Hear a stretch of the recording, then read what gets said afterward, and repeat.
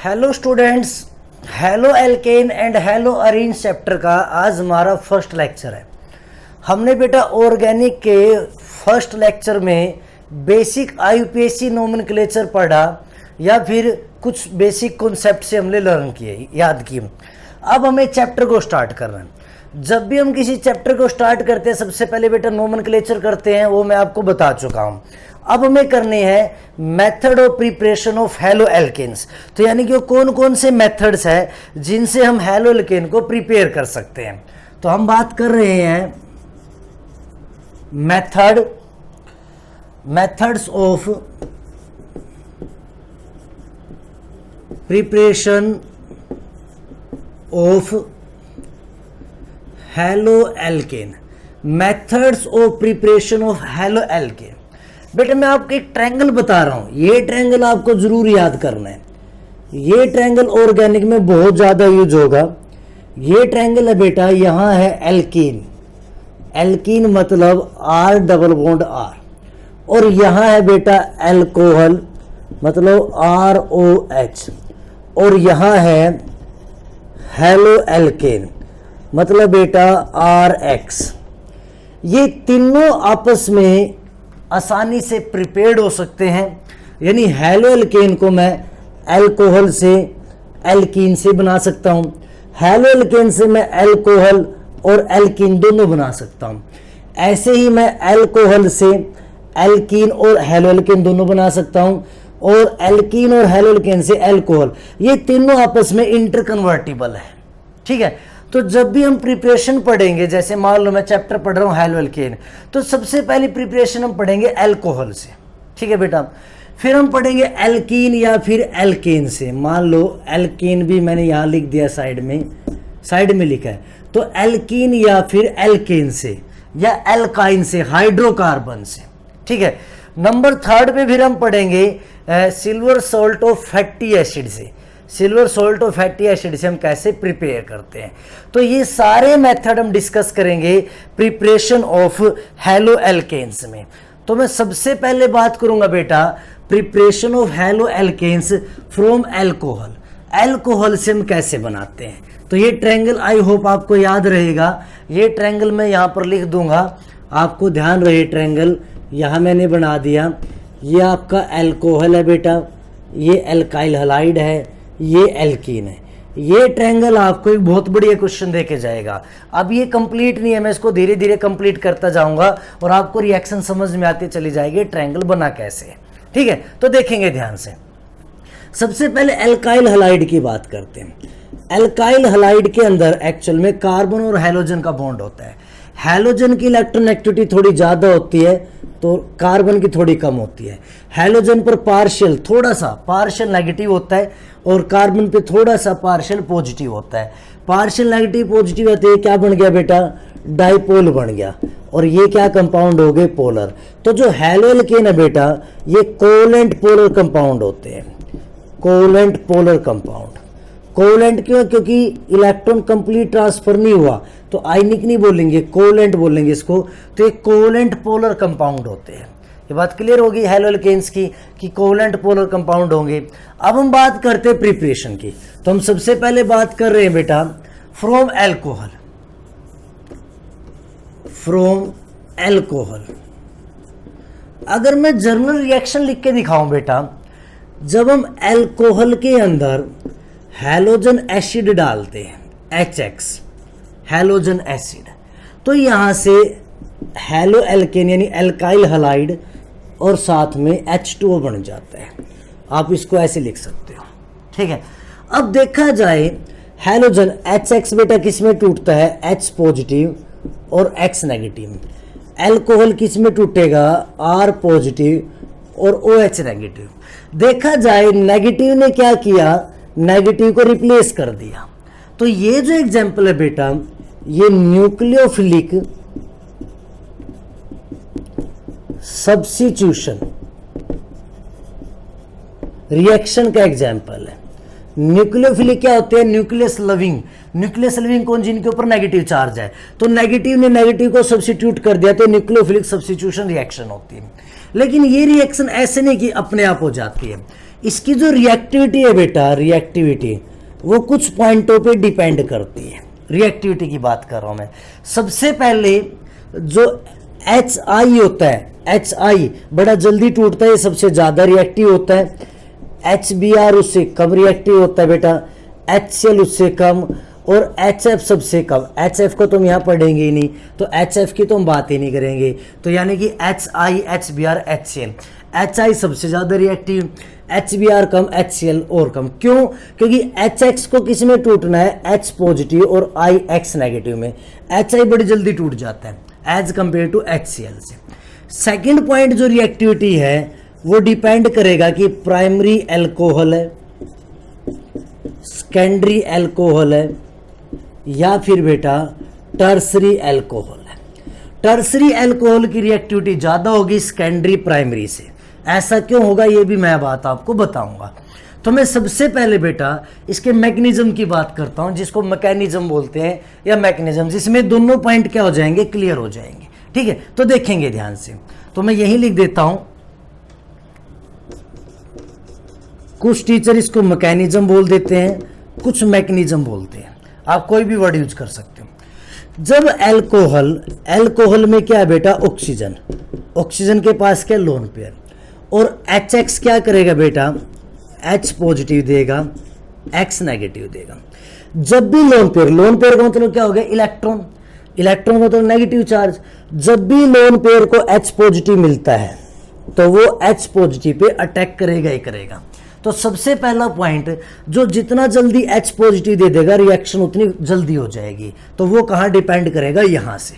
Clear है? तो जब ये रिएक्शन होगी तो ऑक्सीजन जो है बेटा इसके पास ऐसे बन जाएगा। इसको ध्यान से समझना, ये ऑर्गेनिक का बिल्कुल एक बेसिक पॉइंट है जो मैं बार बार यूज करूंगा। देखो ऑक्सीजन को ध्यान से देखो बेटा, ऑक्सीजन के पास क्या? 2 बॉन्ड है। 2 बॉन्ड का मतलब 2 इलेक्ट्रॉन यहाँ, 2 यहाँ और 2 यहाँ, टोटल ऑक्टेट कंप्लीट है। ऑक्सीजन डाइवेलेंट होता है। क्या होता है बेटा? डाइवेलेंट। डाइवेलेंट का मतलब जो 2 बॉन्ड बनाते हैं। ऑक्सीजन ने यहाँ 2 बॉन्ड बना रखे, 2 लोन पेयर, कोई दिक्कत नहीं। लेकिन जैसे ही ऑक्सीजन के लोन पेयर ने यहाँ H पॉजिटिव पे अटैक किया, पॉजिटिव का मतलब इस पे इलेक्ट्रॉन की कमी, तो इसको क्या करना पड़ेगा? इसको इलेक्ट्रॉन देना पड़ेगा। इलेक्ट्रॉन देगा तो लोन पेयर से जब इलेक्ट्रॉन जाएगा तो यहाँ क्या बच जाएगा? पॉजिटिव। भाई टोटल 8 कंप्लीट थे, एक इलेक्ट्रॉन चला गया तो क्या आ जाएगा? एक पॉजिटिव आ जाएगा। तो ऑक्सीजन पे क्या आ गया? पॉजिटिव। अब देखो ऑक्सीजन क्या था बेटा? डाइवेलेंट, 2 बॉन्ड बनाता। यहाँ कितने बॉन्ड बना दिए? 3। एक गड़बड़ होगी। दूसरी गड़बड़ सुनेंगे, ऑक्सीजन की इलेक्ट्रॉन एक्टिविटी क्या होती है? बहुत ज्यादा, 3.5, यानी कि फ्लोरीन के बाद ऑक्सीजन की सबसे ज्यादा होती है। तो जो ज्यादा इलेक्ट्रोनेगेटिव है वो तो इलेक्ट्रॉन को खींचेगा, तो उस पर तो नेगेटिव चार्ज आना चाहिए, लेकिन यहाँ क्या आ रहा है? Positive charge. दोनों ही पॉइंट से ऑक्सीजन अनस्टेबल हो गया। ध्यान से समझे, ये बहुत जरूरी पॉइंट हमें पता होना चाहिए। ऑक्सीजन डाइवेलेंट होता है, बट यहाँ 3 बॉन्ड बना दिए तो ऑक्सीजन बेटा ट्राइवेलेंट बन गया। ट्राइवेलेंट हो गया तो ये अनस्टेबल हो गया। ऑक्सीजन की इलेक्ट्रॉन एक्टिविटी ज़्यादा है तो इस पर नेगेटिव आना चाहिए, बट यहाँ क्या आ गया? पॉजिटिव। तो ऑक्सीजन क्या हो गया? अनस्टेबल हो गया। दोनों ही केस में ऑक्सीजन अनस्टेबल हो गया। और जब ये ऑक्सीजन अनस्टेबल हुआ तो ये वापस क्या करेगा? एक बॉन्ड तोड़ने की कोशिश करेगा। अब इसने H पॉजिटिव तो लिया है बेटा, तो H पॉजिटिव तो तोड़ेगा नहीं तो रिएक्शन होगी नहीं। तो ये क्या करेगा? R की तरफ से, कार्बन की तरफ से बॉन्ड तोड़ लेता है। तो होता क्या है, जो ये अल्कोहल होता है, मैं इसको ऐसे लिख रहा हूं, ये क्या करेगा? बॉन्ड को तोड़ लेगा। जब ये बॉन्ड तोड़ेगा तो ये हैलोजन इस पे अटैक कर देगा, क्योंकि इस पे क्या आएगा? पॉजिटिव, और हैलोजन क्या? नेगेटिव। अब इस रिएक्शन को मैं 2 स्टेप में बताऊंगा, ध्यान से देखना। H2 क्या हो जाएगा? अलग हो जाएगा। ठीक, अब ये रिएक्शन आप देखना बेटा, इसको 2 स्टेप में बता रहा हूं मैं। ठीक, जब ये अल्कोहल से अपना बॉन्ड तोड़ता है, सॉरी R से, अल्कोहल से नहीं R से, तो अल्काइल के ऊपर कैसा चार्ज आ जाता है? पॉजिटिव चार्ज आ जाता है। अब कार्बन के ऊपर पॉजिटिव चार्ज है तो ये क्या बन गया बेटा? कार्बोकटायन। कार्बन के ऊपर जब पॉजिटिव चार्ज आया तो वो क्या बन गया? हमारा कार्बोकटायन बन गया। ठीक है, तो यहां तक आई होप क्लियर हो रहा होगा। कार्बोकटायन यहां पर वो बन गया। अब मैं कार्बोकटायन की बात करता हूं, ध्यान से देखेंगे। जो कार्बोकटायन होता है बेटा, उसकी स्टेबिलिटी मैं यहां लिख रहा हूं, स्टेबिलिटी ऑर्डर ऑफ कार्बोकटायन। आपको पता है टर्सरी कार्बोकटायन ज्यादा स्टेबल होता है सेकेंडरी और प्राइमरी से, ये बात क्लियर है। तो अगर यहां टर्सरी कार्बोकटायन बना तो ज्यादा स्टेबल होगा बेटा, सेकेंडरी वाला थोड़ा वीक होगा, प्राइमरी वाला वीक, यानी टर्सरी वाला बड़ी जल्दी टूटेगा क्योंकि टर्सरी वाला स्टेबिलिटी ज्यादा होगी, सेकेंडरी वाला लेट टूटेगा, प्राइमरी वाला और लेट टूटेगा। तो इसलिए जो रिएक्टिविटी होगी वो टर्सरी की ज्यादा होगी, क्योंकि देखो अगर ये टर्सरी कार्बन है तो टर्सरी अल्कोहल होगा, मैंने बताया था कार्बन टर्सरी है तो फंक्शन ग्रुप भी टर्सरी होगा, कार्बन सेकेंडरी है तो फंक्शन ग्रुप भी सेकेंडरी होगा, कार्बन प्राइमरी है तो फंक्शन ग्रुप भी प्राइमरी बोला जाएगा। यानी कि जिस कार्बन पे फंक्शन ग्रुप अटैच होता है उसी को मैं देखना होता है प्राइमरी सेकेंडरी टर्सरी है तो वही फंक्शन ग्रुप बोला जाता है। तो अगर कार्बन टर्सरी होगी तो टर्सरी कार्बोकटायन बनेगा जो बड़ी जल्दी बन जाएगा, तो यानी जिसकी रिएक्टिविटी क्या होगी, ज्यादा होगी, क्योंकि टर्सरी की स्टेबिलिटी क्या है, ज्यादा है। सेकेंडरी होगा तो और लेट बनेगा, प्राइमरी होगा तो और लेट बनेगा। तो यानी कि जो रिएक्टिविटी है दो पॉइंट पे डिपेंड करेगी, HI है, HBr है, HCl है। HI होगा बड़ी जल्दी रिएक्ट करेगा, टर्सरी अल्कोहल होगा तो भी बड़ी जल्दी रिएक्ट करेगा। यहां तक क्लियर होगी बात ये।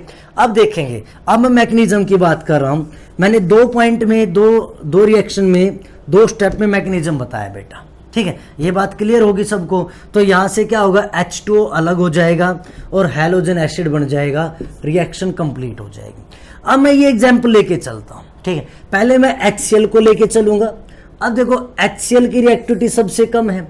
अगर HCl और प्राइमरी अल्कोहल हुआ, प्राइमरी अल्कोहल की रिएक्टिविटी बहुत कम है, तो इस केस में रिएक्शन बड़ी स्लो होगी, उसकी रिएक्टिविटी बहुत कम होगी। लेकिन अगर HCl और टर्सरी अल्कोहल हुआ तो रिएक्टिविटी क्या होगी, टर्सरी अल्कोहल की वजह से थोड़ी स्ट्रोंग हो जाएगी। तो इस केस में जिसमें मैं HCl और प्राइमरी अल्कोहल लूंगा तो मुझे एक कैटलिस्ट की जरूरत पड़ेगी। सेकंड केस में भी हमें थोड़े से कैटलिस्ट की जरूरत पड़ेगी बेटा, लेकिन टर्सरी वाले में नहीं पड़ेगी, टर्सरी अल्कोहल का ज्यादा रिएक्टिव। HI के केस में भी कैटलिस्ट की जरूरत नहीं पड़ेगी बेटा, क्योंकि HI क्या है, बहुत ज्यादा रिएक्टिव है। HBr के केस में भी कैटलिस्ट की बहुत कम जरूरत पड़ेगी। तो ये बात पता चलेगी कब कब जरूरत पड़ेगी। तो पहले मैं HCl के साथ रिएक्ट करवाऊंगा, primary alcohol, secondary alcohol, tertiary alcohol को, फिर मैं रिएक्ट करूंगा HBr और HI के साथ, ठीक है। देखेंगे ध्यान से। तो हम प्रिपरेशन में बेटा सबसे पहली रिएक्शन पढ़ रहे हैं फ्रॉम अल्कोहल। अल्कोहल से हम बात कर रहे हैं HCl की। मैकेनिज्म आपको पता चल गया बेटा, रिएक्शन समझ में आ गई। तो जब हम प्राइमरी अल्कोहल लेके चलते हैं, number 1 part primary alcohol with HCl, hydrochloric acid. तो जब हम बेटा प्राइमरी अल्कोहल लेके चलते हैं CH3CH2OH, देखो ये कार्बन एक ही कार्बन से अटैच है तो ये क्या होगी, प्राइमरी कार्बन, और फंक्शन ग्रुप भी क्या कहलाएगा, प्राइमरी। इसमें क्या करो, HCl गैसियस में डाल दो। गैसियस में क्यों डाला, क्योंकि जल्दी टूटेगा एज कंपेयर टू लिक्विड और एक्वा से।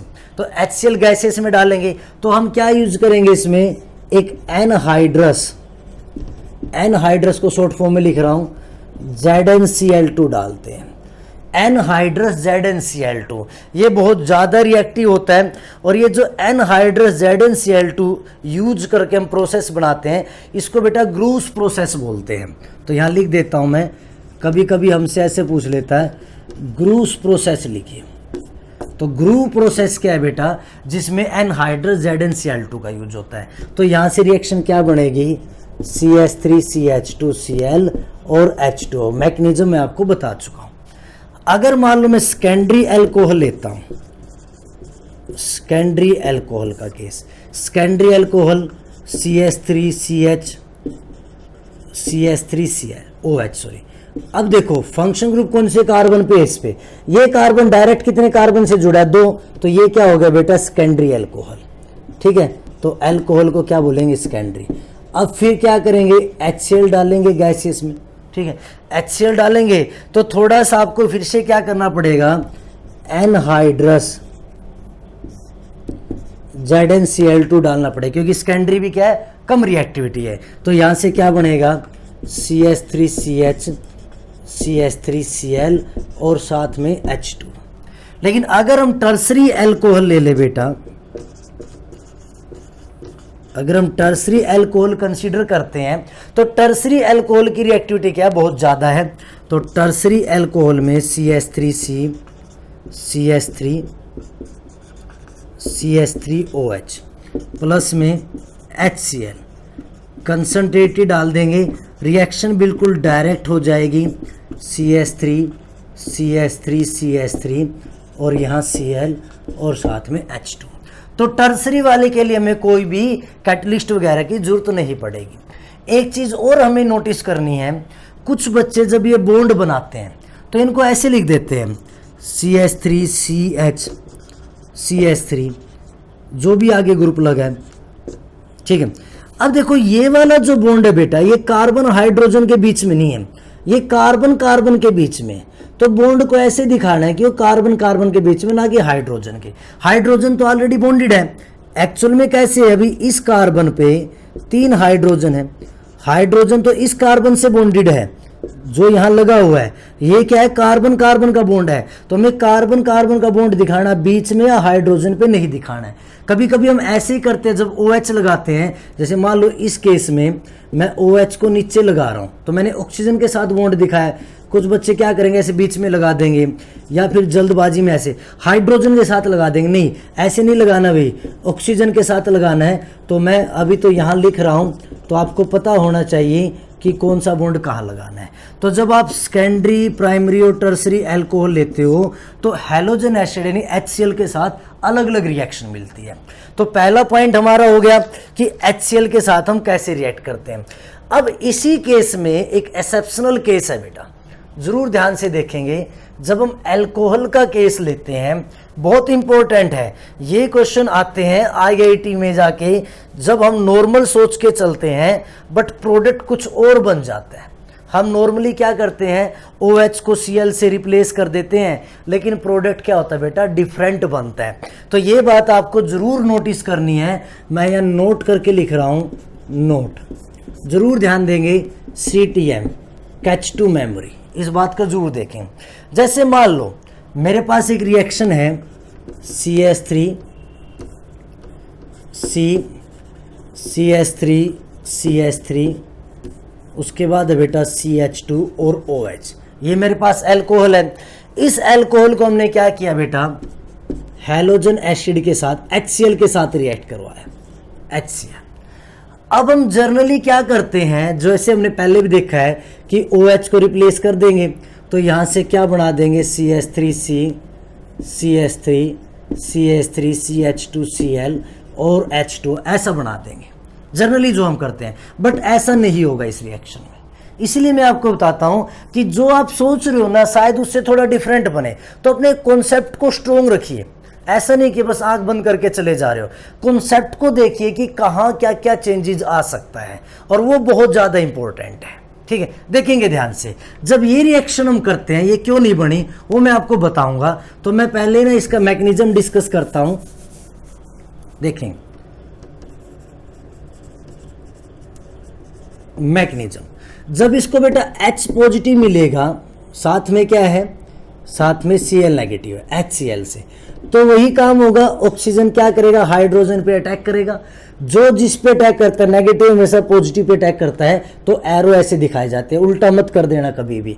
तो यहां से क्या बनेगा, CH3C, CH3, CH2, CH2O positive और लोन पे। देखो फिर से ऑक्सीजन क्या हो गया, ट्राइवेलेंट हो गया, पॉजिटिव आ गया, अनस्टेबल हो गया। तो ये क्या करेगा, H2 को तोड़ेगा। जब ये H2 को तोड़ेगा तो आप ध्यान से देखेंगे, CH3, CH3, CH3 और CH2 पॉजिटिव और प्लस में H2।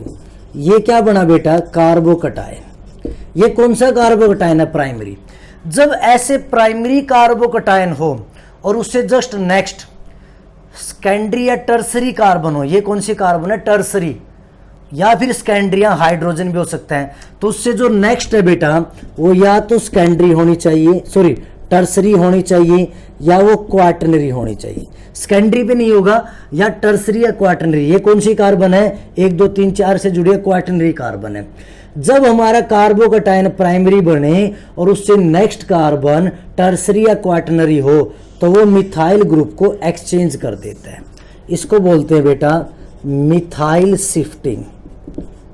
मिथाइल क्या हो जाता है, शिफ्ट हो जाता है। क्यों, देखेंगे तो यहां से जो प्रोडक्ट बनेगा CH3C, CH3 positive, CH2, CH3। अब ये कौन सी कार्बन है, टर्सरी कार्बोकैटायन, और टर्सरी कार्बोकैटायन प्राइमरी से क्या है, ज्यादा स्टेबल है।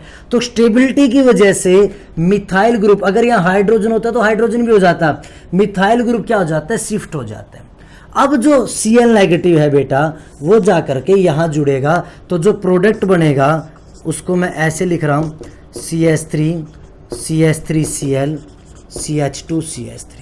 देखो जो आपने प्रोडक्ट सोचा था उससे क्या बना, डिफरेंट बना। तो ये बात ध्यान रखनी है कि जब कार्बोकैटायन बनता है, ये मैं आगे भी बताऊंगा बहुत सारी रिएक्शन में, अगर प्राइमरी कार्बोकैटायन से नेक्स्ट कार्बन टर्सरी या क्वाटरनरी है नेक्स्ट कार्बन, तो वो या तो हाइड्रोजन या मिथाइल ग्रुप को शिफ्ट कर लेता है, और अगले वाला कार्बोकैटायन, पहचान कैसे होगी, अगले वाला कार्बोकैटायन पहले वाले से ज़्यादा स्टेबल होना चाहिए।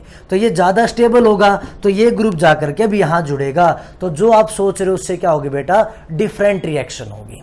पता चल गया रिएक्शन का। तो यहां तक आई होप आपको समझ में आया होगा कि डिफरेंट रिएक्शन कैसे होगी। अब मैं बात कर रहा हूं, हमने हैलोजन अल्कोहल से HCl के बारे में देख लिया बेटा। अभी हम अल्कोहल से ही, अल्कोहल की बात कर रहा हूं बेटा मैं, HBr और HI के साथ बनाएंगे।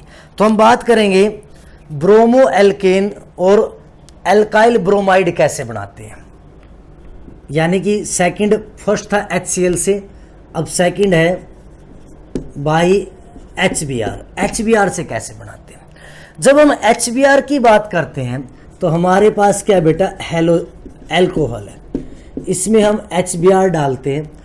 HBr की रिएक्टिविटी भी थोड़ी सी ज़्यादा होती है HCl से, लेकिन HI से कम होती है।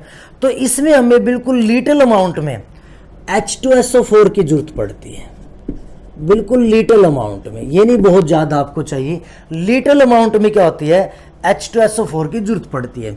और इसको हम रिफ्लक्स में बनाते हैं। रिफ्लक्स मतलब क्या होता है कि एक कंटेनर के अंदर आपने रिएक्शन करवाई और उसको ऊपर से कवर कर रखा है, तो जो वेपर बनेंगे वो वापस कंडेंस हो जाए, तो इसको क्या बोलते हैं, रिफ्लक्स रिएक्शन, कि वेपर को वापस कंडेंस कर ले, रिफ्लक्स रिएक्शन होती है। तो यहाँ से ये क्या हो जाते हैं, बड़ी आसानी से क्या बना लेगी, CH3CH2 Br और प्लस में H2 बना लेगी। लेकिन इसमें एक बात ध्यान आपको रखनी है, जो आप HBr प्रिपेयर्ड करते हो, HBr जो होता है, ये जो HBr हम डालते हैं, HBr can be prepared in situ. In situ एक वर्ड लिखा बेटा मैंने, इन सीटू। इन सीटू का मतलब होता है ड्यूरिंग द रिएक्शन, रिएक्शन के दौरान ही, ड्यूरिंग द रिएक्शन, यानी कि बिल्कुल फ्रेशली प्रिपेयर्ड बनाते ही डाल देना है। ड्यूरिंग द रिएक्शन हमें HBr बनाना है और उसको डालना है, तब जाकर के आसानी से रिएक्शन होगी। इसको बनाएंगे कैसे, हम क्या करते हैं, KBr के अंदर H2SO4 डाल देते हैं और उसको हीट कर देते हैं, तो यहाँ से KHSO4 बन जाता है, प्लस में HBr बन जाता है। इस HBr को बनते ही रिएक्शन में डाल देते हैं, तो ये क्या हो जाएगा, इन सीटू वर्ड यूज किया जाता है कि HBr को हम क्या करेंगे, इन सीटू प्रिपेयर्ड करेंगे, यानी ड्यूरिंग द रिएक्शन हम इसको क्या करते हैं बेटा, प्रिपेयर्ड करते हैं, जनरेट करते हैं। प्रिपेयर्ड लगा लो, जनरेटेड लगा लो, generated in situ during the reaction. In situ मतलब क्या है बेटा, ड्यूरिंग द रिएक्शन क्या करते हैं, उसको प्रिपेयर्ड करते हैं। ऐसे ही सेम टू सेम है, तो यहां से क्या बना, एल्काइल ब्रोमाइड, यानी कि ये क्या हो गया, इथाइल ब्रोमाइड। तो एल्काइल ब्रोमाइड हमने देख लिया। अब हम बात करते हैं बाई HI, यानी एल्काइल आयोडाइड हम बनाएंगे। एल्काइल आयोडाइड के लिए भी हम क्या करेंगे, CH3CH2OH, इसमें HI डाल देंगे बेटा। अब HI की रिएक्टिविटी क्या बहुत ज़्यादा है, तो अब इसमें हमें किसी भी कैटलिस्ट वगैरह की जरूरत नहीं पड़ेगी, इसको डायरेक्ट रिफ्लक्स में कर लेंगे। रिफ्लक्स में करेंगे तो क्या होगा, CH3CH2 आइडो एल्केन और प्लस में H2 बन जाएगा। ये जो HI है ये बहुत ज़्यादा रिएक्टिव है, तो आप इसको स्टोर नहीं कर सकते।